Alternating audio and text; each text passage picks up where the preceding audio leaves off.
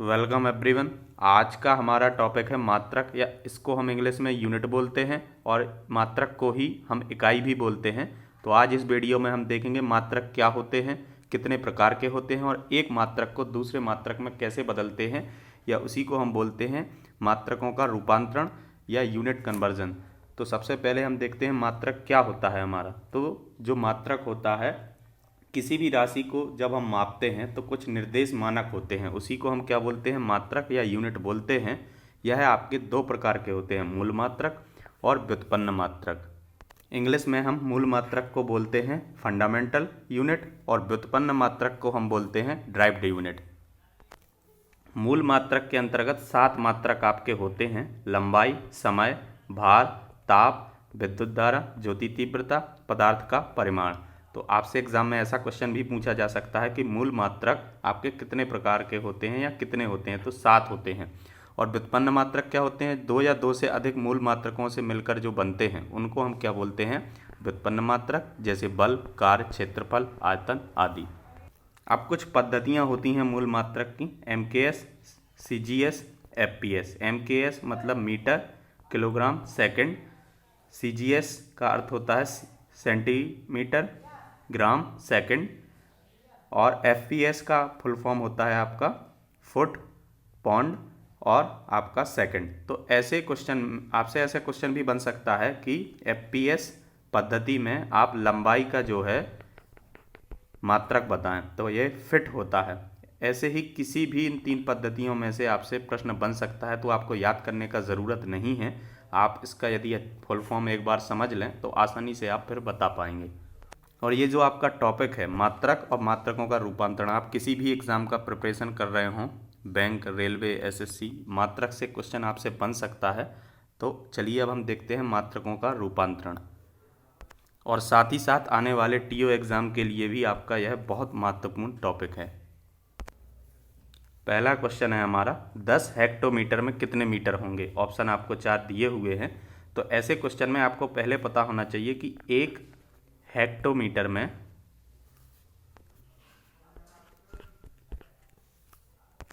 आपके 100 मीटर होते हैं। तो प्रश्न में पूछा गया है 10 हेक्टोमीटर में आपको बताना है, तो 1 हेक्टोमीटर में 100 मीटर होते हैं, तो इसमें हम क्या कर देंगे, 10 से गुणा कर देंगे। तो जब आप इसमें 10 से गुणा करोगे तो आपको मिल जाएगा 1000 मीटर। तो ऑप्शन नंबर आपका बी राइट हो जाएगा कि 10 हेक्टोमीटर में आपके 1000 मीटर होते हैं। तो किसी भी टॉपिक को जब आप पढ़ते हैं तो आपको बेसिक्स याद रखना है। 1 हेक्टोमीटर में आपके 100 मीटर होते हैं। अब चाहे आपसे 0.5 हेक्टोमीटर में मीटर पूछ ले, चाहे 500 हेक्टोमीटर में मीटर पूछ ले, आपको सिर्फ उसका 100 से गुणा करना है। अगला क्वेश्चन देखते हैं। अगला क्वेश्चन है हमारा, 25 मीटर में कितने फिट होंगे। तो आपको पता होना चाहिए कि 1 मीटर में हमारे 3.28 फिट होते हैं। तो यहाँ पर 25 से पूछा हुआ है, तो आप 25 से इसमें 3.28 में गुणा कर दोगे 25 से, तो आपको मिल जाएगा यहाँ 82 फिट। तो 25 मीटर में 82 फिट होंगे। ऑप्शन नंबर सी आपका राइट हो जाएगा। तो आपको ऐसे क्वेश्चन को समझ के हल करना है, कितने भी मीटर या कितने भी फिट में दिया हो। अब यदि क्वेश्चन ऐसा दिया होता कि 1 फिट में कितने मीटर होते हैं, तो आपको सिर्फ क्या करना था, 1/3.28 इसको हल कर देना था, तो आपको मिल जाता कि 1 फिट में कितने मीटर होते हैं। तो आपको समझ लेना है, आपको केवल एक कॉन्सेप्ट याद रखना है, इसको आप हल कर लोगे तो आपको मिल जाएगा कि 1 फिट में कितने मीटर होते हैं। अगला क्वेश्चन देखते हैं, 10 किलोमीटर बराबर कितने मील होंगे। तो आपको पता होना चाहिए कि 1 मील में कितना क्या होता है, आपका किलोमीटर होता है। तो 1 मील में आपका होता है 1.609। अब यहाँ पर आपसे पूछा गया है 10 किलोमीटर में, तो आप क्या करोगे कि आपका 1 किलोमीटर में जब आप 1 का भागा 0.609 से करोगे तो आपको मिल जाएगा 0.622, या आप इसको याद भी रख सकते हो कि 1 किलोमीटर में 0.622 आपके क्या होते हैं, मील होते हैं। ये मील है। अब यहाँ पर 10 में पूछा हुआ है, तो 10 में आप इसका गुणा कर दोगे, तो जब 0.622 में 10 का गुणा करोगे तो मिल जाएगा 6.2 मील मिल जाएगा। तो ऑप्शन नंबर ए आपका राइट हो जाएगा 6.22 मील। अगला क्वेश्चन देखते हैं।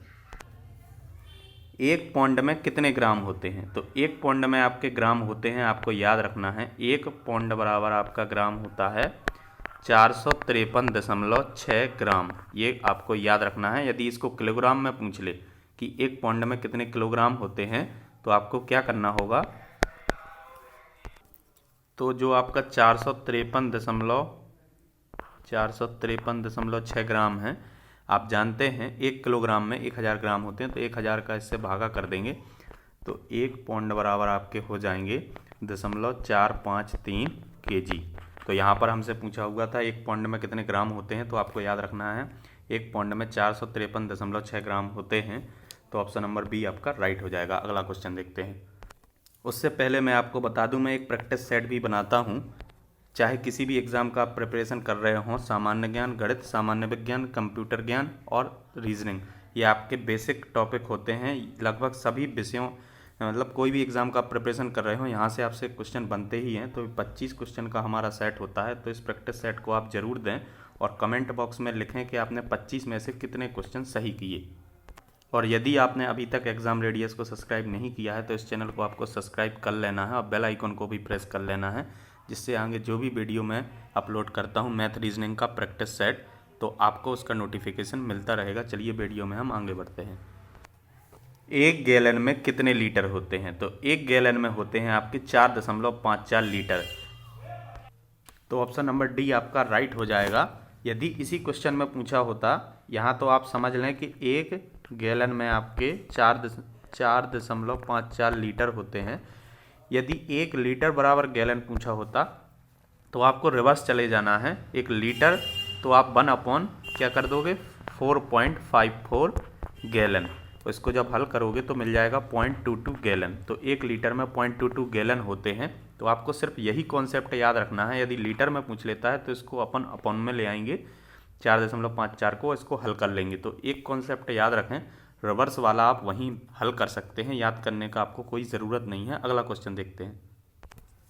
1 हेक्टेयर में कितने एकड़ होते हैं? 2.83, 2.50, 1.50 और 2.47। तो 1 हेक्टेयर में आपके जो एकड़ होते हैं वो 2.47 एकड़ होते हैं 1 हेक्टेयर में।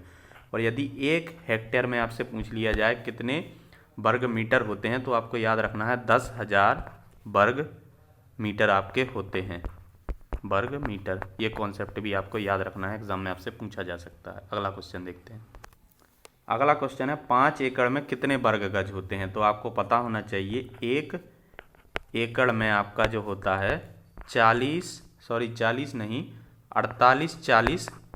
आपका वर्ग गज होता है। यहाँ पर 5 में पूछा हुआ है, तो इसमें हम 5 से गुणा कर देंगे तो हमें मिल जाएगा 24,200 वर्ग गज। तो ऑप्शन नंबर बी आपका राइट हो जाएगा। 24,200 आपको याद रखना है। 1 एकड़ में होते हैं आपके 48-40 वर्ग गज। 5 में पूछा हुआ था, हमने 5 से गुणा कर दिया। ऑप्शन नंबर बी आपका राइट हो जाएगा। अगला क्वेश्चन देखते हैं। अगला क्वेश्चन है हमारा 50 डिग्री सेंटीग्रेड को फ़ारेनहाइट में बदल दो। तो एक फॉर्मूला होता है आपका सेंटीग्रेड से फ़ारेनहाइट, रियूमर, केल्विन में बदलने का, वो मैं यहाँ लिख देता हूँ, तो उसको आपको याद कर लेना है। तो निश्चित ही आप आसानी से उसको फिर परिवर्तित कर पाएंगे या बदल पाएंगे। तो ये होता है आपका C/100 बराबर F-32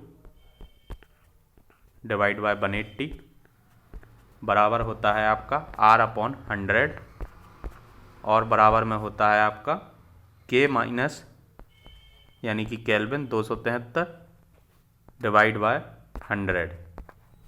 तो इस फॉर्मूले को आपको याद कर लेना है। यदि कोई भी एक आपको दिया हो तो कोई भी दो को आप इक्वल करके, ये 4 हैं, C for centigrade, F for Fahrenheit, R for Reaumur और K फॉर केल्विन।